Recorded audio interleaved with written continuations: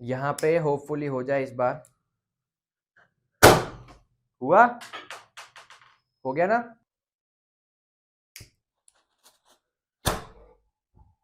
So hello and welcome back to physics. आज हमें lecture 5 चालू करना है, forces and laws of motion का। इससे पहले हम 4 लेक्चर्स कर चुके हैं जिसमें हमने forces and laws of motion almost complete कर लिया है। ये लास्ट लेक्चर रहेगा थ्योरेटिकल, या फिर हम थ्योरी वाइज इस चैप्टर को कंप्लीट करेंगे। इसके बाद में एक और लेक्चर आएगा जिसमें हम इस लेक्चर से रिलेटेड या फिर इस जो लेक्चर पढ़ाना हमने उससे रिलेटेड क्वेश्चन प्रैक्टिसिंग करेंगे। ठीक है, अब इस लेक्चर में ज्यादा कुछ है नहीं, बहुत अच्छा है, मैं रियल लाइफ डेमोन्स्ट्रेशन लेके आया हूँ जो हम इस लेक्चर में पढ़ने वाले। ठीक है, सो आज के टॉपिक्स रहेंगे क्या क्या वो मैं बता देता हूँ। पहले सबसे पहले जो हमारा एक और लॉ बाकी है न्यूटन का, है ना, सर आइजैक न्यूटन का एक और लॉ बाकी है हमारा, जो कि है न्यूटन थर्ड लॉ, उसको हम पढ़ेंगे। ठीक है, उसको हम पढ़ेंगे और हम पढ़ेंगे कंजर्वेशन ऑफ मोमेंटम। ठीक है, मोमेंटम हमने पढ़ लिया ना, तो उसका कंजर्वेशन पढ़ेंगे। अब कंजर्वेशन क्या होता है, ये लॉ क्या होता है, वो सारी चीजें हमें आगे लेक्चर में पता चल जाएगी। ठीक है, सो पता चल गया क्या पढ़ना है। अभी बहुत सारे दिन हो गए ना, 11 दिन या फिर 12 दिन बाद में वीडियो अपलोड हो रही है, तो थोड़ा बहुत लिंक टूट गया होगा, उसके लिए सॉरी। मगर अब से कंटिन्यूस करेंगे, लास्ट लेक्चर है, इसके बाद में एक और लेक्चर आएगा जिसमें हम क्वेश्चन प्रैक्टिसिंग करेंगे इस लेक्चर से रिलेटेड। उसके बाद में हम एक नया चैप्टर चालू करेंगे, that is gravitation, I guess, है ना। उसके बाद में शायद अपना एक और चैप्टर बाकी रहेगा। ग्रेविटेशन के बाद में एक वर्क एनर्जी पावर है, फिर साउंड वाला चैप्टर है ना। वो सारे भी कंप्लीट हो जाएंगे धीरे धीरे। ठीक है, स्टार्ट करते हैं हमारे लेक्चर से with their real life demonstration. तो सबसे पहले हमें न्यूटन का थर्ड लॉ पढ़ना है। पहले वाला लॉ क्या था, if a body at rest will remain at rest and a body is in motion will remain in motion ultimate unless an external force is applied on it. ठीक है, ये था हमारे पास में न्यूटन का फर्स्ट लॉ। सेकेंड लॉ क्या था, the rate of change of momentum या फिर लीनियर मोमेंटम, जो हमें अभी नहीं लिखना है, that is directly proportional to the applied force. जितना ज्यादा फोर्स दोगे उतना ज्यादा मोमेंटम में चेंज आएगा, या फिर जितना ज्यादा मोमेंटम में चेंज आएगा उतना ज्यादा फोर्स अप्लाई होगा। ठीक है, वाइस वर्सा एक दूसरे के। ये था हमारे पास में न्यूटन का सेकंड लॉ। अब थर्ड लॉ पढ़ते हैं हम। ठीक है, स्टार्ट करते हैं। कुर्सी की पेटी बांध लो, बहुत अच्छा एक्सपेरिमेंट करवाएंगे आज। Chapter 9, forces and laws of motion. ठीक है, forces and laws of motion. अब थर्ड लॉ पढ़ना है ना हमने, Newton's third law of motion.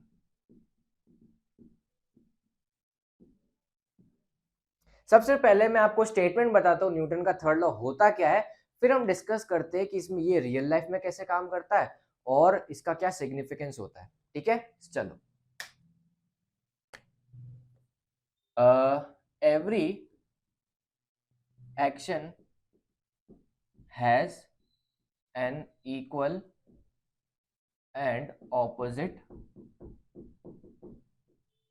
Reaction. बस खाली ये लॉ है, every action has an equal and opposite reaction. हमारे पास में न्यूटन का थर्ड लॉ क्या कहता है, बाकी लॉ तो सारे बड़े बड़े थे ना, और उनमें शायद प्रूफ भी थे। बीच वाले लॉ में हमारे पास में प्रूफ भी था, न्यूटन के सेकंड लॉ में, द फोर्स वाला, F इक्वल्स टू ma, बहुत इंपॉर्टेंट फॉर्मूला ये, है ना। अब पहला लॉ हो गया, दूसरा लॉ हो गया, बड़े बड़े स्टेटमेंट से। ये एकदम सिंपल सा लॉ है मगर बहुत ही ज्यादा सिग्निफिकेंस का है, ये पूरी दुनिया गवर्न करता है। क्या है, every action has an equal and opposite reaction. ये ह्यूमन लाइफ में भी काम करता है ना। अभी गांधी जी की तरह तो नहीं है ना कि एक थप्पड़ मारो तो आगे वाला गाल भी आगे करेंगे, नहीं। अगर आप एक थप्पड़ मारोगे तो सामने वाला भी एक थप्पड़ मारेगा। अब कुछ ज्यादा होता है तो 2-3 थप्पड़ भी आ जाती है, या फिर लात भी आ जाती है ना। हमारे पास में न्यूटन का थर्ड लॉ क्या है कि every action has an equal and opposite reaction. मतलब कि अगर कोई बॉडी या फिर किसी बॉडी पे कोई एक्शन हो रहा है, भले किसी भी तरीके का हो, उसको मार रहे हैं, उसको तोड़ रहे हैं, उसकी पोजीशन चेंज कर रहे हैं, उसके ऑपोजिट में वही बॉडी एक रिएक्शन फोर्स लगाएगी, वो जो कि होगा, जो फोर्स अप्लाई हुआ ना उसके इक्वल। समझ में आया? वापिस से बताता हूँ।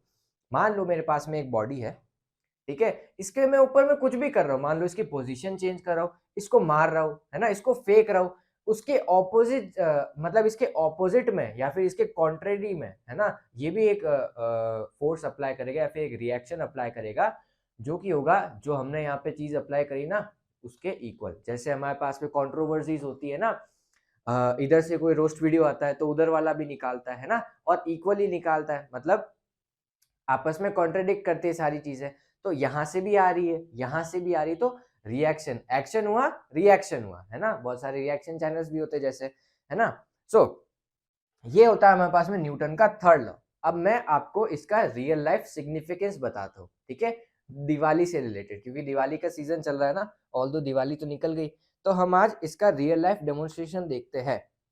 अब होपफुली ये काम कर जाए। सो यहाँ पे हमारे पास में एक बारूद है, बारूद मतलब बारूद भरा हुआ है इसके अंदर, इस पाइप के अंदर। तो हम क्या करेंगे, इस पटाखे को फोड़ेंगे, है ना। अब ये पटाखा तो नहीं है हमारे पास में, देखो यहाँ पे एक बॉल लगी हुई है, ठीक है, बॉल लगी हुई है, यहाँ से इसके ऊपर एक फोर्स अप्लाई होगा इस डायरेक्शन में, समझ में आया यहाँ पे। और यहाँ पे भी दो दो बॉल्स लगा रखी है मैंने, अगर आपको यहाँ पे दिख रहा हो, मैं यहाँ पे जूम कर दूंगा, तो यहाँ पे दो बॉल्स रख रखी है, ठीक है, और यहाँ पे हमारे पास में एक बॉल है। तो यहाँ से ये फायर क्रैकर जलेगा, अंदर बारूद भरा हुआ है, और यहाँ से एकदम ऐसे निकलेगा, ठीक है। तो देखते क्या होता है। सो होपफुली ये काम कर जाए।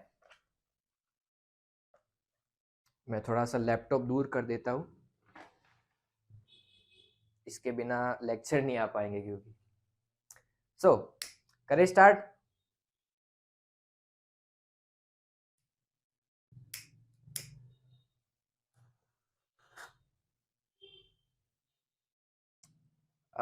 नहीं हुआ, नहीं हुआ, कोई बात नहीं, वापस करेंगे। यहाँ पे होपफुली हो जाए इस बार। हुआ, हो गया ना।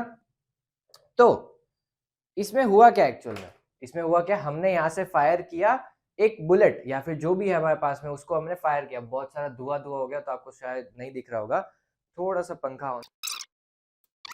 तो यहाँ से फायर हुआ, अब हुआ क्या एक्चुअल में, अब होना तो कुछ और चाहिए था, मगर हो कुछ और गया, मगर लेकिन कोई बात नहीं। अब हुआ क्या, यहाँ से हमने फायर किया, यहाँ से फायर होके वो उधर गया, ठीक है, फायर होके उधर गया। अब इसका सिग्निफिकेंस क्या है, फिर इसका मतलब क्या है, फिर मैं इससे बताना क्या चाह रहा हूँ, ठीक है। इसमें ऐसा हुआ कि यहाँ से हमने फायर किया और वो वहां पे गया, मतलब एक्शन हुआ, ठीक है। और न्यूटन थर्ड लॉ की वजह से, या फिर न्यूटन थर्ड लॉ की मदद से होना क्या चाहिए था, इसके इक्वल एंड ऑपोजिट एक रिएक्शन होना चाहिए था, मतलब वो आगे गया, वो ही क्या, पोजीशन चेंज हुई ना, यहां से वहां पे पोजीशन चेंज हुई, पोजीशन का चेंज हुआ, तो वो एक एक्शन हुआ, तो उसके रिएक्शन में एक पोजीशन में चेंज आना चाहिए, ठीक है। किसमें, जो एक्शन करवा रहा है, एक्शन कौन करवाया, ये करवाया ना, तो इसके इसकी पोजीशन में चेंज आना चाहिए था, जो कि हुआ नहीं। अब ये हुआ क्यों नहीं, उसका मैं आपको बाद में बताऊंगा, मगर थोड़ा बहुत तो हुआ था, आपने देखा होगा, थोड़ा बहुत तो हुआ था, है ना। तो उसका तो मैं आपको बाद में बताऊंगा रीजन, मगर एक्शन रिएक्शन तो इक्वल थे ना, मतलब एक्शन रिएक्शन तो हुए ना। अब इक्वल नहीं थे, जितना पोजीशन में उसके चेंज आया, उसका उतना इसके पोजीशन में चेंज नहीं आया, बिल्कुल थोड़ा सा आया।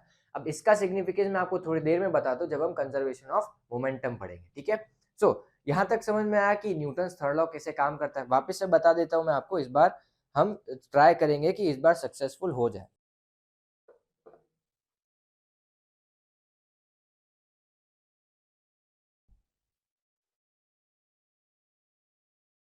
So let's start.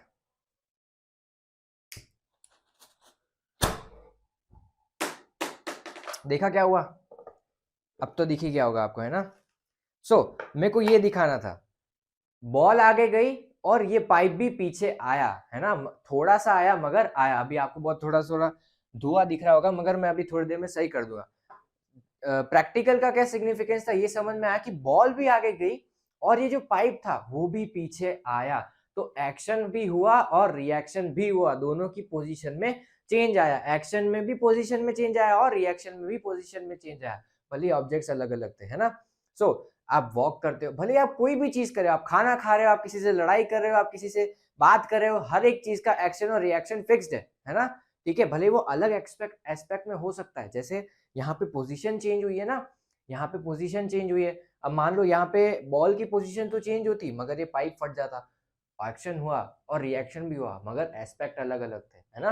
तो मैं आपको बता देता हूँ, मैं जब ये प्रिपेयर कर रहा था ना, तब ये देखो एक ये पाइप फट गया था, है ना, तो इसमें पोजीशन में चेंज नहीं आया मगर पाइप तो फटा ना, रिएक्शन तो हुआ ना, तो एक्शन भी होगा और रिएक्शन भी होगा, भले ही एस्पेक्ट अलग अलग हो सकते हैं। तो न्यूटन थर्ड लॉ समझ में आया क्या होता है, कैसा सिग्निफिकेंस होता है और इसका रोल क्या होता है रियल लाइफ में। ठीक है, एक्शन भी होगा और रिएक्शन भी होगा, भले ही वो एस्पेक्ट अलग अलग हो। अब इक्वल हो ये भी इंपॉर्टेंट है। अब आपको यहाँ पे इक्वल नहीं लगा होगा पोजीशन में, आगे उस बॉल की पोजीशन में चेंज ज्यादा आया और इसकी पाइप की पोजीशन में चेंज कम आया। अब इसका क्या सिग्निफिकेंस है या फिर ये कैसे प्ले करता है, इक्वल तो हो गए मगर आपको मैं बताऊंगा इक्वल कैसे हो गया। अभी आपको इक्वल नहीं लग रहा होगा ना, अभी इक्वल करके बताते हैं। ठीक है, उससे पहले ये धुआं थोड़ा सा साफ कर लेते हैं। सो होपफुली थोड़ा सा धुआं कम हुआ होगा, मेरे को भी थोड़ा बहुत कम लग रहा है। समझ में आया कि क्या सिग्निफिकेंस होता है न्यूटन थर्ड लॉ का। हमने अभी रियल लाइफ में करके भी देख लिया है ना, मजा आया होगा ना, मेरे को भी बहुत मजा आया था करने में। न्यूटन थर्ड लॉ में समझ में आया। अब हम चलते हैं कंजर्वेशन ऑफ मोमेंटम में और मैं आपको इसका रीजन बताता हूँ कंजर्वेशन ऑफ मोमेंटम से कि ये पीछे धीरे क्यों डिस्प्लेस हुआ या फिर इसकी पोजिशन में कम चेंज क्यों आया उसके बॉल के रिस्पेक्ट में। पहले भी हमने देखा था ना, वो बॉल इतनी तेजी से आगे गई थी और वो इतना सा डिस्प्लेस हुआ था, है ना, और कुछ कुछ केस में तो डिस्प्लेस भी नहीं होता है ना, मैं वो भी आपको बताऊंगा। चलो चलते हैं अब हम कंजर्वेशन ऑफ मोमेंटम पे, इस चैप्टर के लास्ट टॉपिक पे।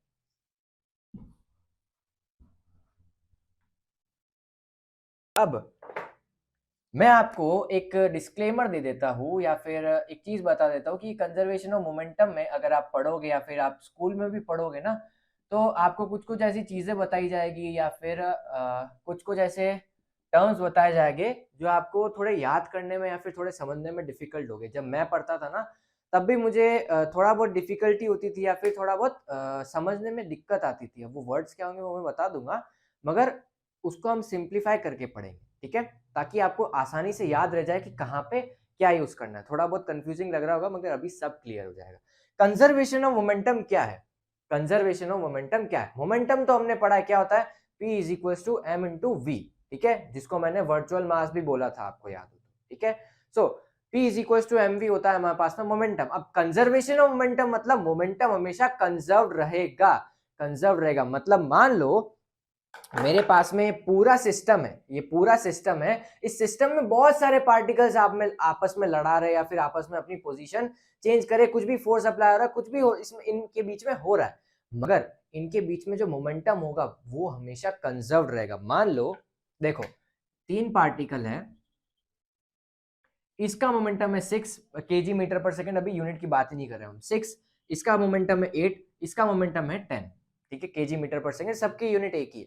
अब टोटल मोमेंटम कितना हुआ सिस्टम का, 6, 8 और 10 कितना हुआ 24। ठीक है, 6, 8 और 10 कितना हुआ 24। अब मान लो इनके बीच में कुछ लड़ाई हुई या फिर कुछ भी हुआ इनके बीच में, तो क्या हुआ, यहाँ पे आ गया मान लो 7 आ गया, यहाँ पे आ गया मान लो 10 आ गया, तो यहाँ पे कितना आएगा, यहाँ पे कितना आएगा, टोटल पहले कितना था 24, तो यहाँ पे कितना हो गया टोटल 17, बाकी कितना बचा 7, तो यहाँ पे आएगा हमेशा 7। मतलब कि अगर पहले मोमेंटम 24 आ रहा था टोटल पूरे सिस्टम का, मान लो यहाँ पे 3 पार्टिकल, यहाँ पे 10 पार्टिकल होते, इन्फिनिट पार्टिकल होते, 100, 1000, लाख पार्टिकल होते और इनका टोटल मोमेंटम आता 24, तो अगर सिस्टम में अगर चेंज आया, कितना भी चेंज आया, अगर किसी भी बॉडी का मोमेंटम अलग अलग हुआ, मगर फिर भी टोटल मोमेंटम हमेशा 24 ही रहना है, कुछ भी कर लो, अगर बाहर से कुछ एक्सटर्नल चीजें अप्लाई नहीं हो रही है तो। ठीक है, ये होता है कंजर्वेशन ऑफ मोमेंटम। बाहर से अगर चीजें अप्लाई नहीं होगी तो, अगर अंदर ही अंदर लड़ाते रहे तो। ठीक है, इसका एक और एग्जांपल बताता हूं मैं। मान लो ये हमारे प्रिंसिपल सर है, प्रिंसिपल सर है हमारे, ये हमारे मान लो एक्स वाइस प्रिंसिपल सर है। खैर हमारी तो मैम हुआ करती थी, अभी भी है खैर। वाइस प्रिंसिपल है, ये हमारा प्रिंसिपल है और ये मान लो ये डायरेक्टर है। ठीक है, डायरेक्टर है। इन सब से, इन तीनों से मान लो पूरा स्कूल चल रहा है। ठीक है, पूरा स्कूल चल रहा है। अब इन तीनों के बीच में डिस्प्यूट हुआ। ठीक है, इन तीनों के बीच में डिस्प्यूट हुआ। अब ये स्कूल ऐसा था कि यहाँ पे जो पोजीशन है वो वोटिंग से डिसाइड होती थी। ठीक है, वोटिंग से डिसाइड होती थी, तो वोटिंग हुई, प्रिंसिपल की जगह पे आ गया मान लो ये राम सर थे, ये मान लो ये अपने एमिवे सर थे, ये अपने कृष्णा सर थे। अभी डिस वॉर चल रहा है, इनका तो सुना ही होगा, इनके गाने तो आपने, है ना। सो ये एमिवे, ये कृष्णा और ये राम, ठीक है। सो प्रिंसिपल राम की जगह पे, मतलब राम आ गए वाइस प्रिंसिपल की जगह पे बाद में, मतलब डिस्प्यूट होने के बाद में, वोटिंग होने के बाद में राम आ गए वाइस प्रिंसिपल पे, एमिवे आ गए भैया प्रिंसिपल पे, ठीक है। और कृष्णा जी रहे डायरेक्टर ही, ठीक है, डायरेक्टर ही रहे। अब हुआ क्या, पोजीशन चेंज हुई, मगर ये अभी भी हमारे स्कूल को ही चला रहे हैं, है ना। अब ये ऐसा भी हो सकता था कि बाहर से कोई दूसरा बंदा बुलाते थे, है ना, दूसरा कोई इंसान बुला देते, है ना, तो वो हमारे पास में एक्सटर्नल चीजें अप्लाई हो, हम यहाँ पे एक्सटर्नल चीजें अप्लाई ही नहीं कर रहे, तो हमें अभी भी गवर्न तो स्कूल हो रहा है ना, भले पोजीशन चेंज हो गई तो मोमेंटम में चेंज आ सकता है पूरे सिस्टम में, मगर टोटल मोमेंटम पूरे सिस्टम का हमेशा कांस्टेंट रहेगा, ठीक है। तो ये होता है कंजर्वेशन ऑफ मोमेंटम। अब मैं आपको इसका सिग्निफिकेंस या फिर इसकी थ्योरी बता देता हूँ, या फिर इसका मैथमेटिकल प्रोसेस बता देता हूँ। अभी शायद थोड़ा सा टेढ़ा हो गया है ना, नहीं हुआ, चलो। हाँ, तो कंजर्वेशन ऑफ मोमेंटम, अब मैं आपको इसकी थ्योरी बता देता हूँ। अब यहाँ पे तो 9th क्लास में, क्योंकि हम बच्चे हैं, मैं आपको बार बार बोलता हूँ कि आप बच्चे हो, तो हमारे पास में यहाँ पे खाली दो पार्टिकल का सिस्टम, दो पार्टिकल आपस में लड़ झगड़ रहे हैं और वो आपस में फोर्स अप्लाई कर रहे हैं, तो उनके बारे में हमें कंजर्वेशन ऑफ मोमेंटम पढ़ रहा है। तो मान लो यहाँ पे दो पार्टिकल थे, एक का मास था m1, एक का मास था m2, ठीक है, एक का मास था m1, एक का मास था m2। m1 चल रहा था u1 वेलोसिटी से, ठीक है, और m2 चल रहा था u2 वेलोसिटी से, क्योंकि 2 है इसकी इनिशियल वेलोसिटी, ये है, तो 1 से 1 का नाम दिया, ये तो कॉमन सेंस की बात है। अब हुआ क्या कि मान लो ये वेलोसिटी ज्यादा थी, तो जाहिर सी बात है कि ये ज्यादा वेलोसिटी का है, तो इससे टच करेगा या फिर टकरा जाएगा, है ना। तो बाद में क्या हुआ, थोड़ी देर बाद में, कि ये दोनों हो गए कोलाइड, मतलब ये दोनों टकरा गए, ठीक है, ये दोनों टकरा गए। अब टकराए तो इसने इसके ऊपर फोर्स लगाया होगा तभी टकराए, है ना। भाई ये आगे जा रहा था, एक वेलोसिटी से जा रहा था, तो इसने वेलोसिटी आगे बढ़ाई, मतलब और वे टकरा गया, है ना। तो इसने कुछ फोर्स अप्लाई किया होगा, टकराएगा तो भाई फोर्स अप्लाई तो होगा ही ना। तो मान लो ये ए बॉडी थी और ये बी बॉडी थी, ठीक है, बी बॉडी थी, तो ए ने बी के ऊपर फोर्स लगाया, तो इसको मैं क्या बोलूंगा, एफ बी ए। इसका मतलब क्या हुआ, force on B due to A, ठीक है, force on B due to A. इसको याद करना, यही सबसे कंफ्यूजिंग चीज है, मैं भी इसमें बहुत कंफ्यूज होता था। एफ बी ए मतलब force on B due to A, B due to A मतलब बी के ऊपर फोर्स अप्लाई हो रहा है ए की वजह से, ठीक है, ए की वजह से। और एक रिएक्शन फोर्स लगेगा इस डायरेक्शन में, बी भी फोर्स लगाएगा ना, हमने अभी पढ़ा कि रिएक्शन हमेशा लगेगा, ठीक है, और इक्वल होगा और ऑपोजिट होगा, तो ऑपोजिट इधर, तो एफ ए बी मतलब force on A due to B, ठीक है, ड्यू टू बी। तो इसने फोर्स अप्लाई किया, तो मान लो फोर्स अप्लाई होने के बाद में ये m1 मास यहाँ पे आ गया, m2 मास यहाँ पे आ गया, कुछ इनकी वेलोसिटीज चेंज हो गई, ठीक है। मान लो आफ्टर कोलिजन हो गई इसकी वेलोसिटी v1 और इसकी वेलोसिटी हो गई v2। ये हमारे पास में फाइनल सिनेरियो बना, ठीक है। मैं इसको थोड़ा सा छोटा करके बनाऊंगा क्योंकि मेरे को अभी प्रूव करना पड़ेगा। सो ये हमारे पास में ओवरऑल सिनेरियो बना बाद में, मतलब पहले कोलिजन यहां था, बिफोर कोलिजन,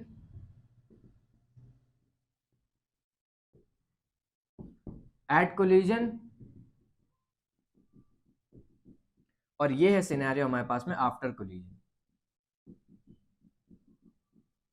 ठीक है। सो ऐसा कुछ सिनेरियो बना हमारे पास में मोमेंटम के केस में, कंजर्वेशन ऑफ मोमेंटम के केस में कैसा होता है। सो पहले वेलोसिटीज ऐसी थी, mass m1 mass m2 collide करे, फोर्स अप्लाई हुआ एफ बी ए मतलब force on B due to A, और एफ बी मतलब force on A due to B, ठीक है। फिर आगे वेलोसिटीज चेंज हो गई, इसको v1 नाम दिया, ये फाइनल कंडीशन है तो फाइनल वेलोसिटीज, ए ये 1 नाम है तो इसको भी 1 दिया, ये 2 नाम है तो इसको भी 2 दिया, ठीक है। चलो अब इसको मैं थोड़ा सा छोटा करके यहाँ पे बना देता हूँ ताकि मेरे को प्रूव करने में आसानी हो।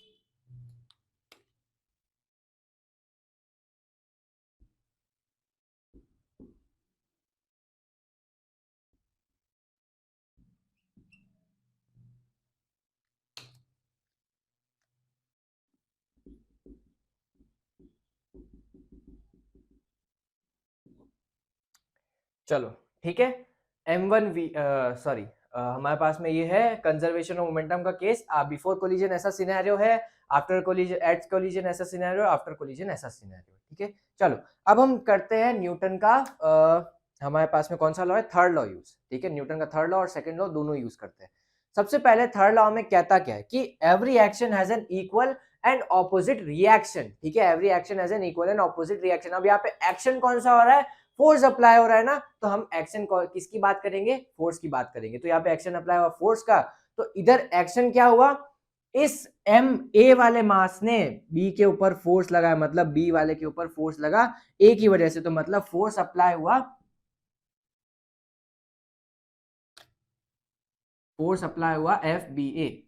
ठीक है, फोर्स अप्लाई हुआ एफ बी ए, और यहां पे हमारे पास में बी ने भी एक काउंटर फोर्स लगाया, क्योंकि every action has an equal and opposite reaction. Equal था तो इक्वल लिखेंगे किसके, एफ ए बी के। ठीक है, क्योंकि वो ऑपोजिट रिएक्शन का हमारे पास में कॉन्ट्रडिक्ट किया, फिर कंट्रीब्यूट किया उसने, और ऑपोजिट था तो यहाँ पे लगेगा माइनस का साइन। ठीक है, ऑपोजिट था तो लगेगा माइनस का साइन। ठीक है, ऑपोजिट है तो माइनस का साइन ही लगेगा ना। चलो यहां तक मुझे समझ में आया, एफ बी ए और एफ ए बी। अब एफ बी ए और एफ ए बी की हमें वैल्यू निकालनी पड़ेगी। कौन सी वैल्यू निकाले, हमने जो पढ़ा ना हमारे पास में सेकेंड लॉ में था, conservation sorry rate of change of momentum था ना हमारे पास में, क्या था, M V minus U upon T, है ना, ये था हमारे पास में फोर्स का फॉर्मूला। तो यहाँ पे वही अप्लाई करना है हमें। अब वैल्यूज कैसे निकाले, सबसे पहले हम एफ बी ए की वैल्यू निकालते हैं। एफ बी ए की वैल्यू क्या आएगी, एफ बी ए की वैल्यू क्या आएगी, देखो एफ बी ए मतलब force on B due to A, force on B due to A, force on B due to A, B पे लग रहा है ना फोर्स, तो बी पे फोर्स अगर लगा तो उसके ऊपर मोमेंटम में चेंज आया, उसी के इक्वल होगा, है ना, ये तो हमने सेकंड लॉ में पढ़ा है। तो फोर्स लगा मतलब मोमेंटम में चेंज आया, तो फोर्स जितना लगेगा उतना मोमेंटम में चेंज आएगा, या फिर जितना मोमेंटम में चेंज आएगा टाइम के रिस्पेक्ट में उतना ही फोर्स लगेगा। ठीक है, तो इसके ऊपर बी के ऊपर फोर्स कितना लगा, पहले वेलोसिटी कितनी थी u2, और बाद में वेलोसिटी कितनी हो गई v2। ठीक है, और टाइम कितना लगा, मान लो t लग गया। ठीक है, t लग गया, है ना, और मास कितना है इसका m2। तो हम कैसे लिखेंगे, m v minus U upon T होता है ना, मतलब final velocity minus initial velocity. तो यहाँ पे क्या है, m2 इंटू फाइनल वेलोसिटी कितनी, v2 minus u2 upon T. ये आ गया हमारे पास में एफ बी है। अब एफ ए बी निकालते हैं ऐसे। एफ ए बी क्या होगा, देखो force on A due to B, force on A due to B, A के ऊपर फोर्स लगा, मतलब जितना मोमेंटम में चेंज उतना उतना ए के ऊपर फोर्स अप्लाइड, है ना। तो फोर्स अप्लाइड कितना हुआ, जितना मोमेंटम में चेंज, पहले मोमेंटम कितना था m1 u1, और पहले बाद में मोमेंटम कितना हो गया m1 v1, और इसकी रेट है हमारे पास में, है ना। ठीक है, रेट है, तो फॉर्मूला क्या था, M V minus U upon T. तो मास कितना है m1, और वेलोसिटी में चेंज कितना है v1 minus u1 upon T. कुछ नहीं करना है, वैल्यूज लिख दो ये वाली बस। चलो m2 v2 minus u2 upon T is equals to, minus एक साइन पहले लगा हुआ है माइनस का, और ये क्या है m1 v1 minus u1 upon T. T से टी कैंसिल, कैंसिल करने में तो हमें वैसे भी बहुत अच्छा लगता है ना, पोपट ला लें हम। सो आगे बढ़ते हैं, इसको अंदर मल्टीप्लाई कर देते हैं, m2v2 minus m2u2 equals minus of m1v1 plus m1u1। ठीक है, m1u1। अब हमारे पास में m1 वाले मास वाली चीजें, तो m1 वाले मास वाली चीजें को हमारे पास सॉरी इनिशियल वाली चीजों को और फाइनल वाली चीजों को सेपरेट कर देते हैं। ठीक है, अब ये क्यों हुआ वो देखना। सबसे पहले हमारे पास में इनिशियल चीज क्या है, m2u2 और u है ना, तो u वाली चीजों को सेपरेट करो, तो इधर m1u1 है, m1u1 है ना, और ये रहा हमारे पास में m2u2 प्लस m2u2, ये हो गई इनिशियल चीजें सेपरेट। और इधर आएंगे तो m2v2, इधर लिख दो m2v2, और ये उधर गया तो प्लस का हो गया m1v1, मतलब कि m1u1 plus m2u2 is equal to m1v1 plus m2v2। अब ये क्या है, ये बहुत इंपॉर्टेंट चीज है। देखो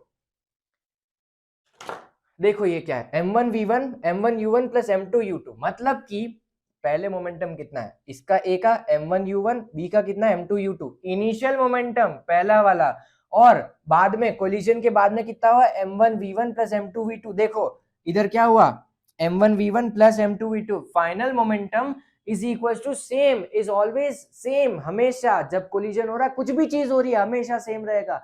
मतलब कि पहले जो मोमेंटम था इस बॉडी का और बाद में जो मोमेंटम है, भले ही वेलोसिटीज अलग है, भले ही वेलोसिटीज अलग है, मगर मोमेंटम हमेशा कंजर्व रहेगा, हमेशा इक्वल रहेगा। ठीक है, ये होता है conservation of momentum, m1u1 plus m2u2 equals m1v1 plus m2v2।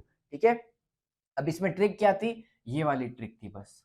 ठीक है, इसको माइनस के इक्वल लिखना था क्योंकि ऑपोजिट था, है ना, और FBA की और FAB की वैल्यूज कैसे निकालनी वो इंपॉर्टेंट था, वो सारी ट्रिक थी, वो बहुत कम याद रहती है या फिर बहुत टिपिकल रहती है याद करने में।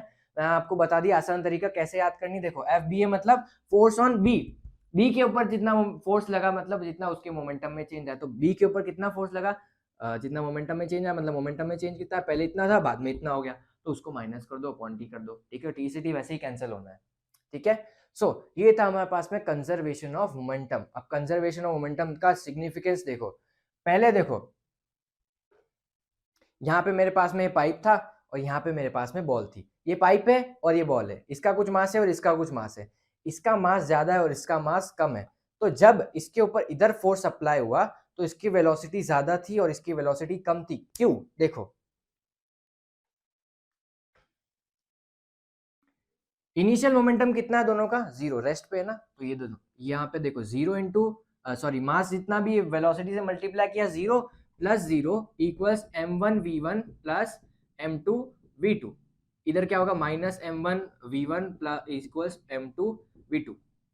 ठीक है, अब क्या हुआ, इधर वेलोसिटी ज्यादा है, मान लो ये 1 वाला है तो इधर वेलोसिटी ज्यादा है ना, तो ये 1 वाली वेलोसिटी हमारे पास में बढ़ गई। ठीक है, बढ़ गई। अब कंजर्वेशन ऑफ मोमेंटम अप्लाई करना है, और ये मास क्या है, कम है ना, ये मास क्या है, कम है। ठीक है, ये वाला बॉल का मास कम है। अब हमारे पास में पाइप की बारी है, पाइप का मास जो है वो बढ़ा हुआ है, तो क्या अगर इसकी वेलोसिटी ज्यादा होती तो ये इक्वल हो पाते क्या, नहीं हो पाते, क्योंकि अगर ये घटेगा तभी तो ये दोनों इक्वल आएंगे ना। देखो इधर एक घट रहा है एक बढ़ रहा है, सॉरी इधर एक बढ़ रहा है और एक घट रहा है, तो उधर भी ऐसा ही होना चाहिए, एक बढ़ेगा और एक घटेगा, है ना, तभी सिनेरियोस इक्वल होगी। और ये ऑपोजिट में भी ये देखो माइनस का साइन आ रहा है, ये इधर जाएगा तो ये इधर जाएगा, है ना, तो इसलिए हमारे पास में ये कंजर्वेशन ऑफ मोमेंटम का सिग्निफिकेंस होता है, या फिर ये होता है कंजर्वेशन ऑफ मोमेंटम का सिग्निफिकेंस। समझ में आया यहाँ तक, ये होता है हमारे पास में कंजर्वेशन ऑफ मोमेंटम। ठीक है, सो ये अगर आपके पास में प्रूव आया कि प्रूव द सिग्निफिकेंस या फिर प्रूव द मैथमेटिकल फॉर्मूला या फिर mathematical relation between relation of conservation of momentum, तो ये प्रूव करना है। ठीक है, पहले ये डायग्राम बनाना पड़ेगा आपको। एक छोटी सी ज्ञान की बात और बताने आया हूं मैं कि आप ऐसा बोल रहे होगे या फिर ऐसा सोच सकते हो या फिर ऐसा सोच रहे होगे कि जब हम ऐसे फायर क्रैकर जलाते हैं, वो जो 1 शॉट 2 शॉट जो भी साउंड वाले आते हैं हमारे पास में, वो ऊपर ही खाली रिएक्शन देते या फिर एक्शन करते हैं, है ना, हमारे पास में पीछे तो कोई एक्शन होता ही नहीं या फिर रिएक्शन होता ही नहीं है। तो आपके क्या लॉ खराब है क्या न्यूटन भैया के? हर बार आप न्यूटन के लॉ को खराब बोल देते हो या फिर गलत बोल देते हो, ये क्या बात हुई? वो न्यूटन के लॉज हमेशा सही है। ऑल्दो आगे चल के थोड़े बहुत डगमगा जाते हैं, मगर न्यूटन के लॉ अभी तक सही है। अब आपको वो दिख नहीं रहा है।